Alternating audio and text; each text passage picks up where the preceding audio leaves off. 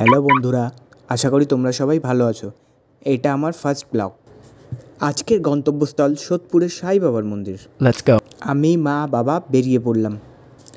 মন্দিরের সামনে তো গিয়ে মনটা ভরে গেল। এত সুন্দর ডেকোরেটিং আর অ্যাম্বিয়েন্সটা খুবই ভালো ছিল।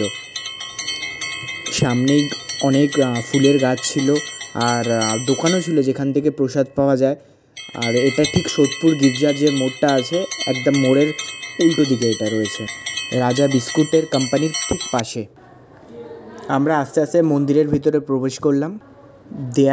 চারদিকে দেয়ালগুলোতে দেখি অসাধারণ কাজকর্ম করা, আর সামনেই সাই বাবার পাদুকা রাখা রয়েছে। আর তাতে নমস্কার করে মন্দিরের দিকে আস্তে আস্তে আমরা এগোতে থাকলাম।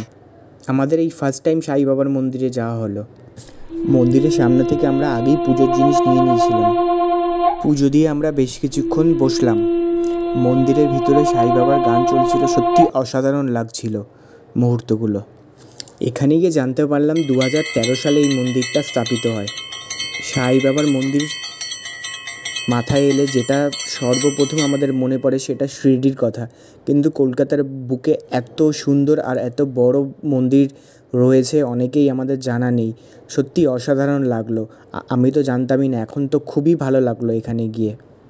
মন্দিরের ভিতরে সুন্দর কারুকার্য ও ভিতরে শান্তশিষ্ট পরিবেশ এক অন্যরকম মনোমুগ্ধকর পরিবেশ সৃষ্টি করে।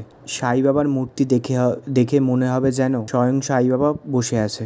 মূর্তির সামনেই আছে সাই বাবার পাদুকা। ভক্তরা তাতে ফুলমালা নিবেদন করেন তাদের মনস্কামনা পূরণের জন্য। ট্রেনে করে আসতে হলে নামতে হবে সোদপুর স্টেশন, সেখান থেকে গির্জার মোড় 5-10 মিনিট।